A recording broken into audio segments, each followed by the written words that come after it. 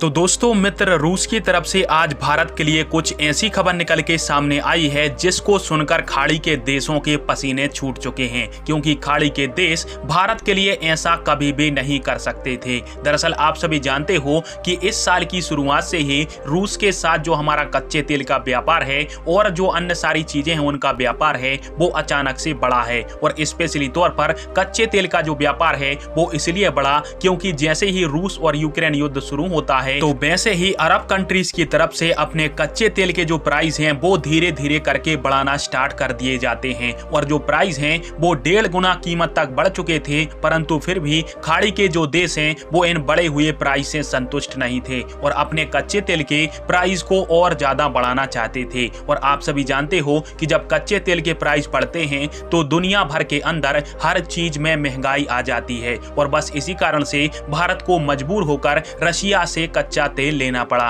क्योंकि रशिया भारत को 30 से 40 डॉलर प्रति बैरल का भारी भरकम डिस्काउंट दे रहा था, जबकि जो गल्फ कंट्रीज हैं वो अपनी बड़ी बढ़ाई कीमत के अंदर हमको कच्चा तेल बेच रहे थे। और कच्चे तेल की कीमतों में वृद्धि के बावजूद भी जहां पर अंतर्राष्ट्रीय मार्केट में कच्चा तेल 130 डॉलर पर बैरल बिक रहा था, तो वहीं पर भारत के अंदर जो कच्चा तेल है वो रूस से 92 डॉलर प्रति बैरल आ रहा था। यानी रूस ने हमें 40 डॉलर प्रति बैरल के आसपास का जो डिस्काउंट है वो हमें दिया है। परंतु रूस भारत और एशियाई देशों के साथ इस व्यापार से अभी संतुष्ट नहीं है और रूस ने भारत के समेत कई सारे एशियाई देशों से कहा है कि आप सभी जो कच्चे तेल को हमको खरीद रहे हो वो थोड़ी थोड़ी क्वांटिटी में है, क्यों ना इस कच्चे तेल के व्यापार को बढ़ाया जाए और आप सभी एक लॉन्ग टर्म एग्रीमेंट कर लो जिसके तहत हम आपको 30% का डिस्काउंट देंगे। तेल की कीमत चाहे कुछ भी रहे, आपसे हम 30% कम की कीमत लेंगे और आपको कच्चा तेल 5-10 सालों के लिए सप्लाई करते रहेंगे और बाद में जो पेमेंट की बात है वो आप मंथली या फिर साल भर के अंदर आप हमें कर देना। और इस प्रकार से रूस चाहता है